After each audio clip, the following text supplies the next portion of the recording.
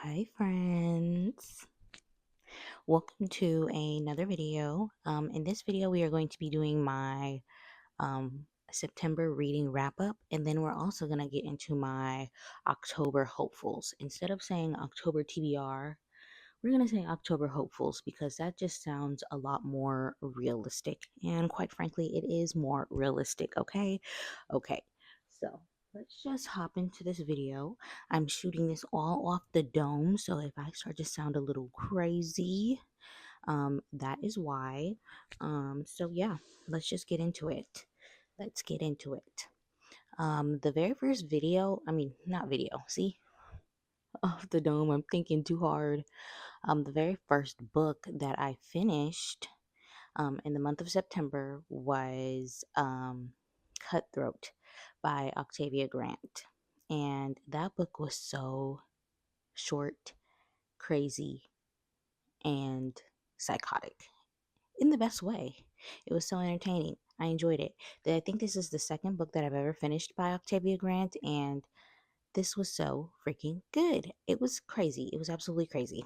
That book is about a lady who is married to her husband, finds out that her husband is cheating on her with somebody very close to her, and this girl is on the hunt for revenge. She wants payback. She wants payback on her husband as well as the person that's very close to her that ended up having this affair with her husband. Because, like, come on now, who do you think you are? You are not that girl. And so she just had to prove that to her. She had to prove that to her and she had to prove that to him. And she does it in the most gruesome way possible. It's absolutely insane. I think I rated that book either 4 or 5 stars. I enjoyed my time so much with that. And like I said, it's not a very long book. I finished it in like one sitting. It's only like maybe 200 pages. And what she does to get back at them is outrageous. Very, very cutthroat. Very, very crazy. Very, very crazy story. And if you like crazy out of it, like crazy thriller, like how does she even come up with this type of stories? That's the type of story that was. Yeah, so if you like crazy stories where you're like, how in the world did the author come up with this? Like this is so psychologically twisted out of this world. Yeah, go read that book. It was very, very, very good. This is one of her newer books, I believe. This book came out this past year.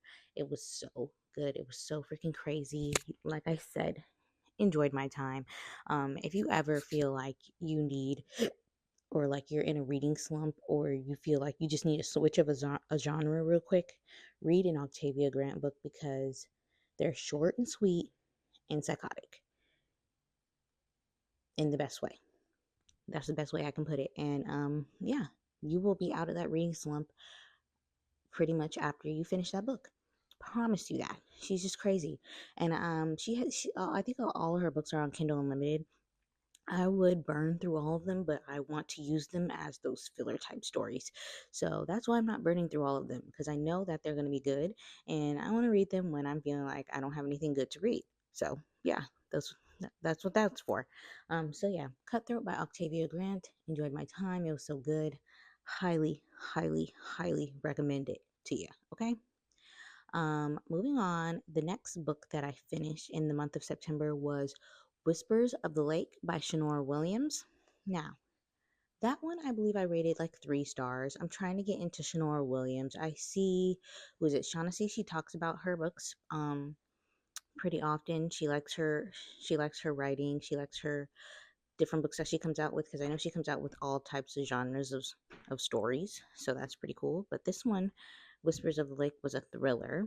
And this book, if I recall correctly, is about also a girl who is married and has a close friend cheat, or her husband cheats on her with a close friend of the wife, which is also insane. Um, yeah, I don't know why that was a theme of this month. Why the main character keeps getting cheated on, um, and the cheater seems to be choosing somebody very close to the main character. Anyways, same thing happens there. But only the difference is, um, her best friend, who is the one that ended up. Maybe let me rewind. Whispers of the Lake is also about a girl, and she's married to her husband. Her husband ends up cheating on her with her best friend. There we go. And then what's different about this is that the best friend ends up going missing. Nobody can get in contact with her. Her sister can't reach her. Um, she can't even get in contact with her. Nobody knows where she's at. They ended up finding her location was last seen at this cabin like hours away. So the friend, she doesn't necessarily the female main character, she doesn't necessarily care to go look for her, but out of the kindness of her heart, she goes and pursues this hunt, this mystery, and trying to figure out what happened to her ex-best friend who's now missing. And so yeah, it's like this thriller mystery vibe. I thought it was good in the beginning, and then towards the middle and end I was like, okay, I'm kind of getting bored of this story, but overall it was good. I was in the mood for another thriller after reading Cutthroat, and it did what it had to do for the most part. It was all right. I didn't think it was anything too crazy. It wasn't anything too spooky, um, or anything like that. But I just thought like the whole plot and concept of the story is what gripped me because, of course, like I said, the female main character gets cheated on, and ends up being cheated on with her best friend, and that's crazy, absolutely crazy. And then she's got a kind enough heart to go look for this girl who's gone missing. So you go on the hunt to figure out what happened to the best friend, what happened to her, and you also learn more about the best friend and what makes her the way that she is, if you care about that. So yeah, I rated that 3 stars. I thought it was all right, kept me entertained, wasn't good nor bad, just 3 stars. It was a nice book. So yeah, that was the second book that I finished in the month of September. Moving on, the third book that I finished, if you can't tell from now, I'm like in my thriller bag. I've gone back to my roots because the third book that I finished was Misery by Stephen King, and I'm pretty sure I rated this 4 or 5 stars. Pretty maybe 4 stars on Goodreads. Anywho, Misery. I enjoyed that book. I'm smiling. That's because I'm also psychotic.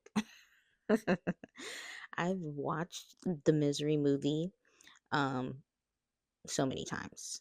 So many times. I've seen it so many times before, but I have never read the book before. And I don't know, this thought came to me that I wanted to read Stephen King books and then watch their movies. So that's exactly what I did, and I started with Misery. I enjoyed Misery so much, so much, and it just let me just start with what the story is about. I'm getting ahead of myself. You know, rewind it back. Misery is about an author. He's like this best-selling author, and he's best known for selling his misery books. Misery is like this 8, 9 book series, whatever. Um, he goes up to this cabin like he does every year or every time he wants to write and finish a book, and he writes a different book. It's not Misery. He writes a different book. He finishes that book, and then he takes his trek back home. He drove out to Colorado, and he's driving back home to New York. On his drive back to New York, it's from Colorado. There's this blizzard, this snowstorm going on. He ends up getting into a car crash, and yeah, he gets in a car crash in this blizzard. He's knocked out. He's passed out. Um, and then he ends up waking up in this lady's house. This lady named Annie. She's in her house and she's taking care of him. Um, Lo and behold, Annie was the one who ends up saving him, pulling him out of his car, and taking him back to his house, and tries to nurture him back to health. Mind you, this was a very bad wreck. His legs in the book were described as mutilated no, pulverized. His legs were pulverized, broken in all types of places. And she's supposed to be taking care of him to nurture him back to health. Okay, well, to make a long story short, Annie ends up being crazy. Yes, if you couldn't guess that, Annie is absolutely psychotic, and she is, in fact, this author's number one fan, and she will say that to him pretty often in the story. She is obsessed with Misery and thinks Misery is everything and a bag of chips. Long story short, she's crazy. She doesn't want to let Paul Sheldon leave. Paul is trying to, get back to his life in New York, and she is basically holding him there hostage, and um, it's just this crazy ride. If you haven't read it, if you haven't seen the movies, like I don't even want to explain too much more because what Annie does to him is outrageous, and the threats that she makes, the things she does, physically, mentally, emotionally, to keep him in that house. And like I said, his legs are freaking broken. He can't get up and leave and attack her, not easily. No, no, no, no, no. um so yeah, reading that book was so good. And it was obviously, and then after I finished the book, I watched the movie. The book is so much better than the movie. I still enjoyed the movie, but the book, you get to feel, you're in Paul's head. His, the author's name is Paul in the book. You're in his head because he is drugged up. He is trying to think of ways to get out of this situation and just mentally fighting to keep his sanity to make sure that he makes it out of this situation. So yeah, I loved it. I loved it. I loved it. I loved it. I loved it. Misery. I think I rated you 4 or 5 stars. As I've sat with it, I really should have rated you 5 stars because, especially after watching the movie, because the movie missed. It took out certain pieces. You can't add everything that's in the book, unfortunately, but there were some parts in the book that I wish that they didn't cut for the movie's purposes. But I digress. I digress. I enjoyed Misery, and I think you would enjoy it too if you like a real psychological thriller. Okay. Yes. Something spooky, something scary. There was a lot of scary moments for that man in that house being held hostage. And yeah, I enjoyed it. I enjoyed it very much. So that was my September reading wrap up. Those 3 books: Octavia Grant's Cutthroat, Whispers of the Lake by Shanora Williams, and Misery by Stephen King. Now let's move on to my, I guess, 3 October hopefuls. Okay. So I'm still on this thriller kick, this Stephen King kick, like I said. The next book that I've read or am reading, I'm currently reading it, so I know I'll finish it in the month of October, is The Shining. And I've watched The Shining many, many, many times as well. And I've never, well, no, I've read The Shining before a long time ago when I was like in junior high. Okay. I'm now rereading it with my adult brain and adult eyes, and it is so much better. Okay, it is so much better. It is so much better, and I'm enjoying my time. I'm about 30% into the book right now, so I plan on finishing that in the month of October, and then I think I am being very over ambitious, but this is why this is an October hopefuls. My next October hopeful is going to be reading It by Stephen King, but that book is like 1,000 pages, maybe 1,000 plus pages. Um, that is a hopeful. I don't know if I'll get there. I don't know if by the end of The Shining, if I'll be burnt out and need to take a breaky break. I might not. It just depends. So we'll see about that. Because you know what? I'm going to read the book and then I'm also going to watch the movie. And then I saw that there is a new TV show called Welcome to Dreary. Welcome to Deary. It's another It based TV show on HBO Max. I think that came out. I'm going to watch that. So yeah, I'm just in the October thriller vibes right now and I'm thriving in it and I want to stay there. I want to stay there. But there is another book that I want to hopefully get to in the month of October, and I don't know what it's about. It's by Riley Sager. It's called Middle of the Night. It's been on my shelf for almost a year now or so. I want to get to that. Hopefully, we'll see. It looks spooky. I hear people say Riley Sager is hit or miss. I don't know. I've only read one other book by him, and that was what it, the only one left, and I liked it. So I think I will also like Middle of the Night. Um, yep, that was my next hopeful, and then the next one that I hope to get to is a fantasy, because after October it's November, and then we're in real winter, so I'm like, that's a good time for me to start a fantasy series. And my next and that book that I want to start, or the series I want to start, is Mistborn by Brandon Sanderson. Um, so we'll see if I get to that. I heard some great things about that. And I want a good romantasy. Let me be specific. A romantasy.